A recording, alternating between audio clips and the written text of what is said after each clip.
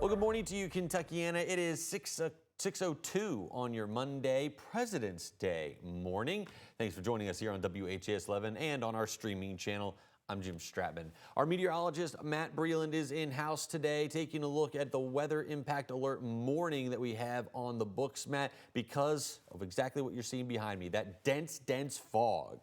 The visibility is low this morning, Jim. It is going to be a very slow beginning to our Monday morning. You know, I know today's President's Day, so thankfully that not many of you are probably trying to get on the road soon, but if you are, keep in mind the visibility is really low this morning. This dense fog advisory is in place until 10 a.m. and it's for all of us across Kentuckiana. I mean, check out our visibility tracker that we have here. Only a third of a mile of visibility for Springfield, Louisville, Madison. I mean, overall, it is just a very foggy beginning. This dense fog advisory expires at 10 a.m., so we still have a few hours of this foggy setup to get through.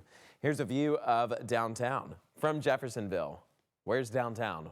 It is definitely a foggy beginning to this morning, so be careful out there with temperatures into the lower 30s across Jefferson County. Southern Indiana, we're at 28 near Bedford, 34 Louisville, 33 Shepherdsville, 30 for folks there near Hodgenville. Quiet conditions on satellite and radar. No rain showers headed our way. The only thing I am tracking throughout our Monday will be these incoming clouds. So we'll start flowing through as we enter the later hours of our morning and into the afternoon. So you can expect a cloudy pattern throughout the day, and that's going to be continuing throughout our morning time and into the afternoon. We'll see those overcast skies. Temperatures will reach the upper 50s, not feeling too bad outside, but those south winds will still be around throughout the night. That's going to likely bring some more fog in for tomorrow morning, and then we'll see those clouds really build as we enter our Tuesday afternoon. So today, temperatures staying mild into the mid to upper 50s with those cloudy skies. More of the details coming up soon. As of right now, there's no accidents to report on across downtown, but I will mention it is still a foggy beginning. Check out these live cameras that we have for you, checking out various parts of our roads into downtown. I-71 at the Gene Snyder. Be careful if you're hopping on there soon, because that is looking like a foggy camera image right there. Jim?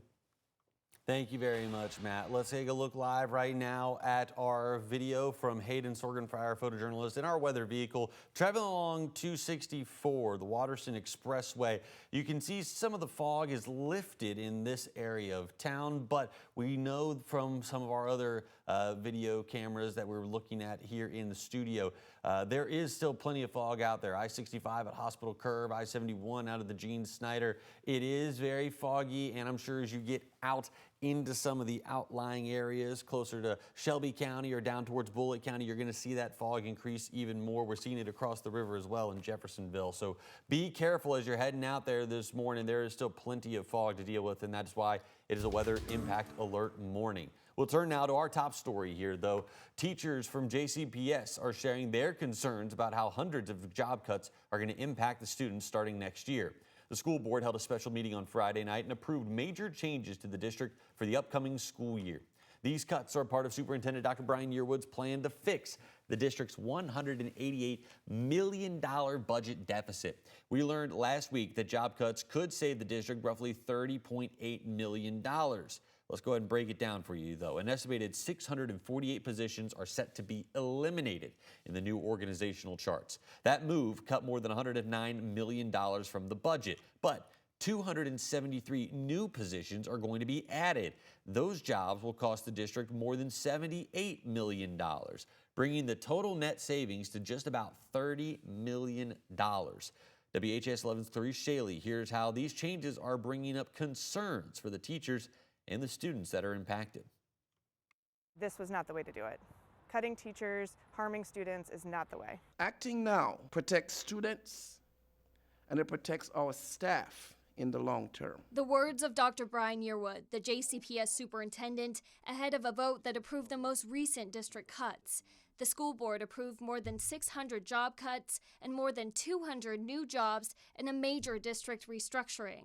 Some positions like bookkeepers, academic instructional coaches, or AICs, and safety administrators will now be taken from the schools and moved to the central office. I think another less effective model is to have it centralized. With the board's decision, Sarah Yost's position as an AIC at Brown School is gone. In my experience, we used to have that a couple decades ago, and it wasn't as effective as having a coach in a school.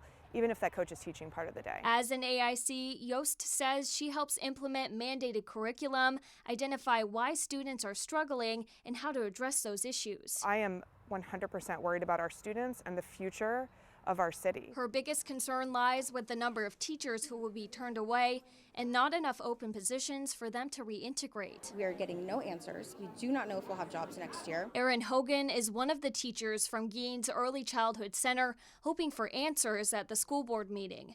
They have lingering questions and concerns about school changes made in January to close and shift schools. The Career Prep Liberty High School is moving into the Early Childhood Center. It kind of is striking when they say that they are cutting from central office first, but in reality, we were told, do not tell the families that we're closing next year. Nobody knows that where they're actually cutting the jobs. Eyes from the NAACP are also on the changes. How the students who are the poorest and most marginalized in our community, what will be the long-term effects for them? All are watching as teachers fear these decisions will result in larger classroom sizes and less instructional staff to go around. Clarice Shaley, WHAS11 on your side. Michelle Penix, a retired JCPS principal, tells us that bookkeepers do work closely with school finance staff, and she worries that centralizing these positions could make accountability with money more difficult. After that vote, one board member told us that these decisions are not final and that the board still has until May to discuss and finalize changes for the 26-27 school year. Well, Kentucky State Police are looking into a shooting at a party where more than 50 Kentucky State University students were at. Kentucky State Police says that they received reports of that shooting just before 1:30 Saturday morning at an Airbnb on Lover's Leap Road in Anderson County.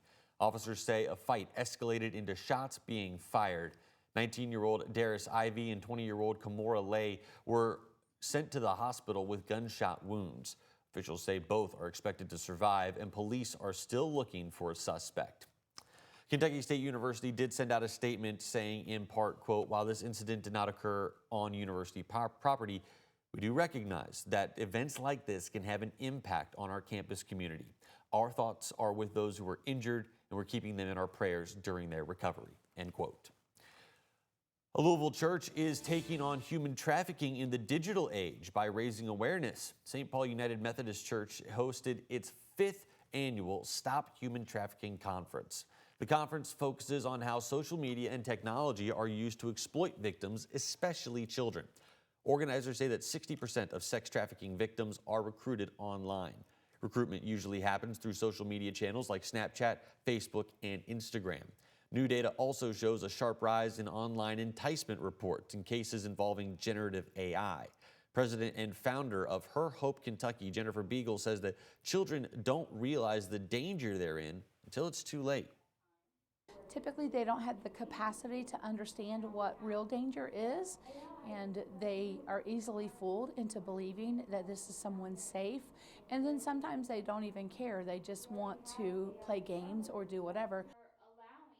If you are a parent, Beagle urges you to monitor your children's phones, set restrictions, and educate yourself about new apps and online risks.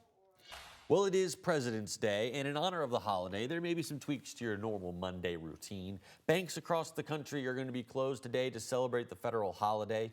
USPS will not be delivering mail, but companies like Amazon and UPS will still be operating.